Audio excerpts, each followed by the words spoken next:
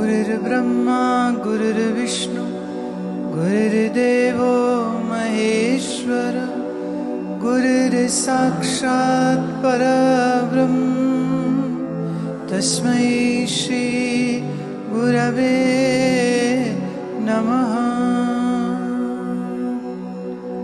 सहनाववतु सहनौ भुनक्तु सह वीर्यं करवावहै तेजस्विनावधीतमस्तु मा विद्विषावहै। ॐ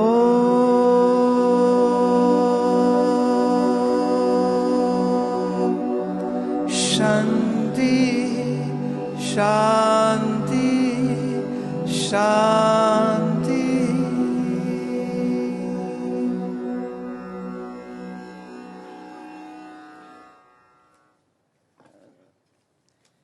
आज आश्रम में एम्स की टीम आई है to do the eye checkup camp और हमारे आसपास सब गांव के लोगों को ये सेवा प्रदान की जा रही है और मैं अभी वहीं से आ रही हूँ।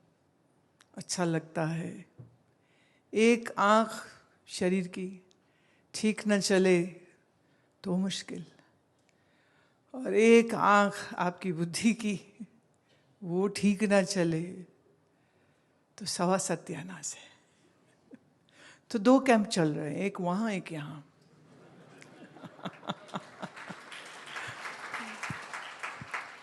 वहाँ चल रहा है EYE आई कैंप, आँख, राइट।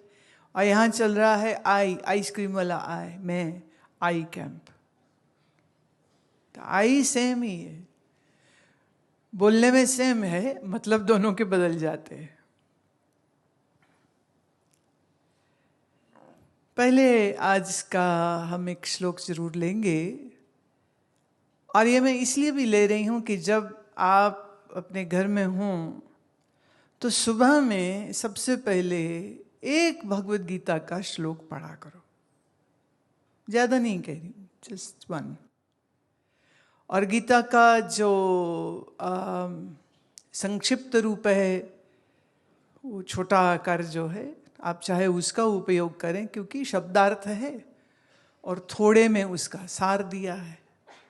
तो वो एक एक श्लोक रोज करने लग जाएंगे तो जिंदगी में बहुत आराम आ जाएगा। हालांकि लोगों को श्री कृष्ण के मंदिर में जाके उनका दर्शन कर, प्रणाम कर, इतने में ही संतोष हो जाता है, पर उतना काफी नहीं है। प्रेम भक्ति के मार्ग में जो भक्त की मनोअवस्था होती है, वही अवस्था एक ज्ञानी या एक योग मार्ग के साधक की होती है कि मन एकाग्र होता है। तो जो वास्तव में भक्त है उसकी बात मैं नहीं कह रही हूँ, उसका मन भगवान के साथ, भगवान के उस आकार के साथ भी इतनी जोर से जुड़ जाता है कि उसके दिमाग में संसार की कोई चिंता, कोई फिक्र, कोई कला कलेश, इच्छा वासना उसको सताती नहीं। प्रेम भक्ति की उस गहराई तक सब तो पहुंचते नहीं हैं, लेकिन मंदिर जाने का नियम बहुत लोगों का होता है, जो कि बहुत अच्छी बात है। दर्शन करके आ जाते हैं, पर वो मन को प्रेम के रंग में रंगना भूल जाते हैं और उन्हें लगता है इतना ही काफी। जैसे बहुत लोग गुरुद्वारे जाते हैं, अच्छी बात है, दर्शन करो, प्रसाद लो, कीर्तन सुनो, बहुत अच्छी बात। पर जो कीर्तन गाया जा रहा है उसका मतलब भी तो पता होना चाहिए, और जो वहाँ पाठ पढ़ा जा रहा है उसका भी अर्थ मालूम होना चाहिए। तो जीवन में सार्थकता उससे आती है। जैसे हॉस्पिटल की बिल्डिंग को देख के अंदर बाहर से मरीज का दोष दुख दूर नहीं हो सकता है। डॉक्टर को मिलना, दवाई लेना, परहेज करना आवश्यक होता है। ऐसे ही आप मंदिर जाएं, आप गुरुद्वारे जाएं, बहुत अच्छी बात, पर याद रहे वहाँ भी आपके लिए कुछ प्रिस्क्रिप्शंस हैं, वहाँ भी आपके लिए कुछ करने को वस्तुएं कही गई हैं, तो उसका पालन भी होना चाहिए। नहीं तो आदमी धर्म का लबादा ओढ़ के महा ठग, महा चोर, महा बेईमान हो जाता है। कबीर जी का एक बड़ा सुंदर पद है, वो जहाँ कहते हैं कि बनारस में रहने वाले वो जिसने तिलक लगाया, जनेऊ पहना, धोती पहनी, पर ठगी पूरी करता है, तो फिर तू ठग है कि तू विद्वान है? कौन है तू? तो ईश्वर का नाम लेने वाला और ईश्वर के नाम का पाखंड करने वाला, दोनों में सिमिलैरिटी है, एक से है। लगेगा वो भी राम राम कर रहे, ये भी राम राम कर रहे, पर एक तुम्हें लूटने के लिए कर रहा है और एक अपने मन को शुद्ध बनाने के लिए, प्रेम भक्ति में जाने के लिए कर, तो बहुत जरूरी है। भगवान कहते हैं यम लब्ध्वा चापरम लाभम मन्यते नाधिकम ततः यस्मिन् स्थितो न दुखेन गुरुणापि विचाल्यते। जिसके मन में ईश्वर प्राप्ति से बड़ा और कोई लाभ है ही नहीं दुनिया में, जो ऐसा जानता है, और फिर जिसका मन परमात्मा में लग जाता है, ऐसा योगी भारी से भारी दुख आने पर भी चलायमान नहीं होता। दो चीजें इस श्लोक से आ रही, एक दुख सबके आते हैं, चाहे भक्त हो, योगी हो, ज्ञानी हो कि आम आदमी हो, एक। दूसरा, भक्त अपने उस कष्ट, अपने उस दुख से पीड़ित नहीं होता, उस सॉल्यूशन को ढूंढ लेता है, समाधान ढूंढता है, परेशान नहीं होता। मैं अभी ये आप सबके भेजे हुए पत्र देख रही थी, तो ये मेरे पास आया है। लिखते हैं, ये शैलजा हैं, पठानकोट में रहते हैं। ये कहते हैं मैं, मेरे पति, दो बेटियां, भाई भाभी, भतीजा कार से हरिद्वार जाने के लिए रवाना हुए। सुबह के 4:20 पर ट्रैफिक लाइट पर हमारी गाड़ी के आगे बस खड़ी थी। पीछे से एक ट्रक ने कार को इतनी जोर से टक्कर मारी कि आगे से बस के नीचे कार घुस गई, और इस हादसे में मेरे पति मर गए। सबको चोटें लगीं। 8 साल की बेटी, 3 साल की बच्ची को मल्टीपल फ्रैक्चर्स, पीजीआई से इलाज भी चल रहा है, स्किन ग्राफ्टिंग हो रही है, कष्ट है, बहुत कष्ट है। तो वो कहते हैं, आखिर में वो लिखते हैं, मेरी भगवान से प्रार्थना है कि मुझे आप जैसे ब्रह्मज्ञानी संत का सानिध्य मिल जाए ताकि मैं अपने जीवन को सफल कर सकूं। अभी तक जब भी आश्रम में चाहे आ पाऊं या ना आ पाऊं, पर मेरा मार्गदर्शन आप करते रहिएगा। पति की मृत्यु हुई है, दोनों बेटियां भयंकर रूप से जख्मी हुई हैं, पर इस पत्र में ना वो शिकवा कर रही है, ना शिकायत कर रही है, ना रो रही है, बल्कि ये कह रही है कि अब मेरा हाथ आप थामिएगा। गीता के जिस श्लोक को मैं पढ़ रही हूं आपके लिए, यस्मिन् स्थितो न दुखे न गुरुणापि विचाल्येत, उसका एग्जाम्पल है।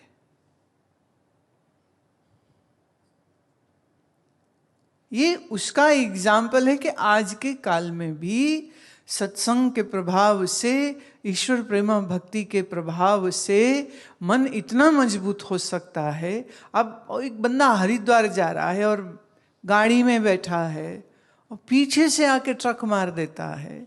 मेरा इसमें ना एक थोड़ा निवेदन है, रात की ट्रैवलिंग मत किया करें,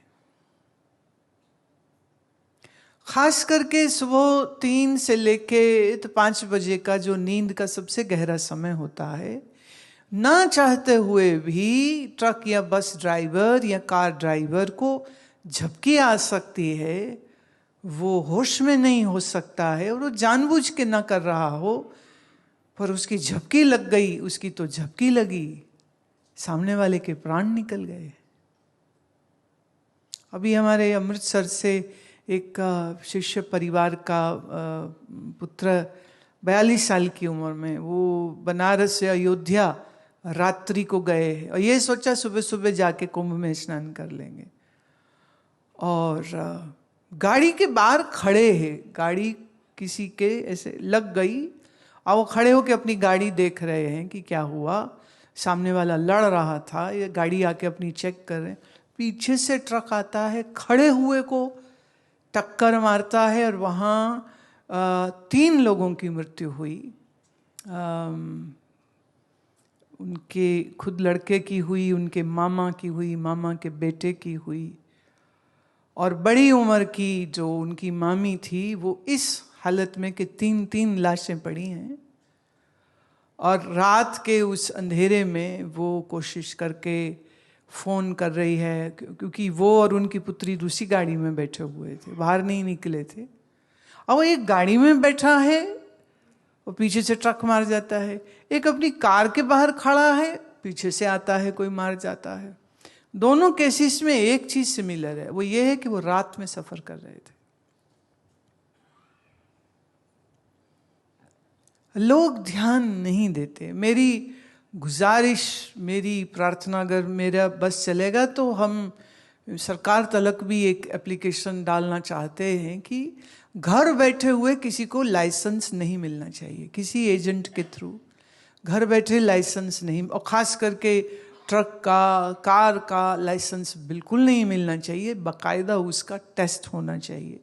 अमेरिका में मैंने देखा लोग इतना डरते हैं जब उनका ड्राइविंग का टेस्ट होना होता है। वो गुरुद्वारे में उस लड़की ने अखंड पाठ रखाया हुआ था कि बाबा जी मेरा पास हो जाए, मैं कहीं फेल ही ना हो जाऊं। बड़ा मुश्किल है, वहाँ जल्दी नहीं मिलता। हमारे यहाँ सिस्टम सरकार ने बनाया तो है, बट बीच में वो जो टाउट और एजेंट्स आते हैं वो घर बैठे मिल जाता है, बिना ड्राइविंग टेस्ट के मिल जाता है। वो तो ठीक मिल गया, पर फिर वो खुद भी मरेगा और किसी और को भी मारेगा। कोशिश करें कि रात के समय सड़क पर गाड़ी बस का सफर ना करें तो ज्यादा अच्छा है। वापिस आती हूं अपने इस श्लोक पर कि आप जब सोचते हैं कि आपकी जिंदगी में दुख क्यों है, ये एक बच्ची का सवाल भी है। वो लिखती है कि भगवान हमारे अंदर बैठे हुए हमें बुरे कर्मों से रोकते क्यों नहीं है। बेचारा भगवान, उसको सब तरफ से गाली पड़ती है। ये प्रश्न बैंगलोर से आशना 10 वर्ष की हैं।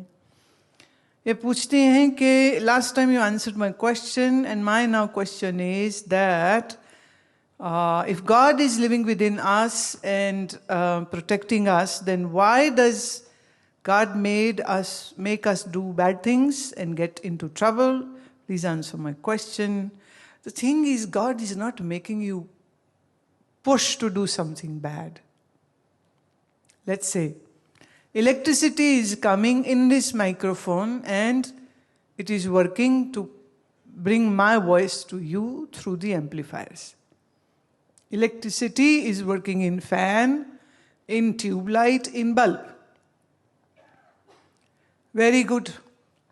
But if somebody touches a naked wire with wet hands, the person will get a shock. Now somebody can say, why is electricity giving us shock? But is electricity giving us shock? Or we are doing something nasty?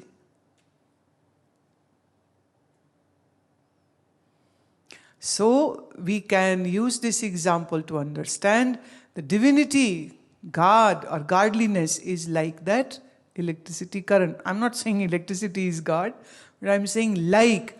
So you decide what appliance you will use, and you decide how safely or foolishly you can injure yourself because of the electricity.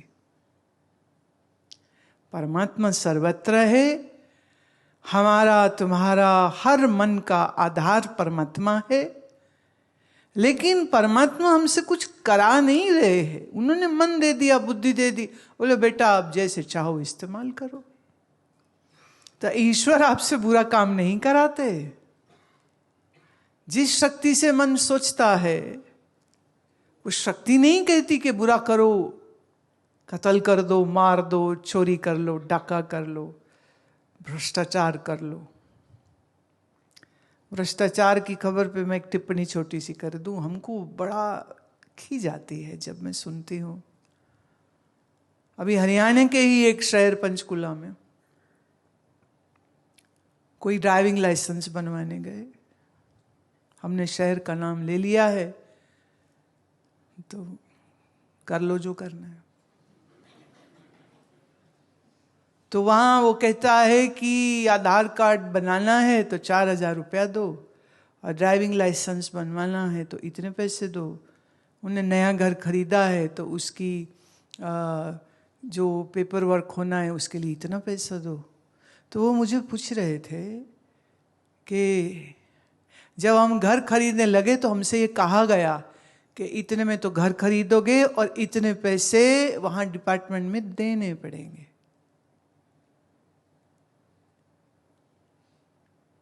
मुझे लगता है कि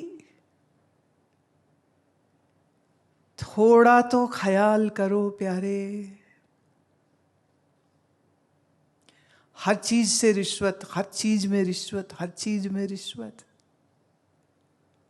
आइए रिश्वत का जहर बुझा पैसा ले जाके अपने बच्चों पर तुम खर्च करोगे, पत्नी पर खर्च करोगे, माँ बाप पर खर्च करोगे, उनका क्या दोष है? क्योंकि ये जो रिश्वतखोरी का पैसा खाएगा महा दुख पाएगा। Join enlightening talks, blissful meditation, and enthralling Sankirtan with Anandamurti Guru Ma in Toronto, Canada, from September 18th to 21st, 2025, on the 18th and 19th, 7 p.m. to 9 p.m., and on 20th and 21st, 11 a.m. to 1 p.m. at Shrungeri Vidya Bharati Foundation, 80 Bryden Drive, Etobicoke. Free event. All are welcome. For more information, contact or log on to guruma.com.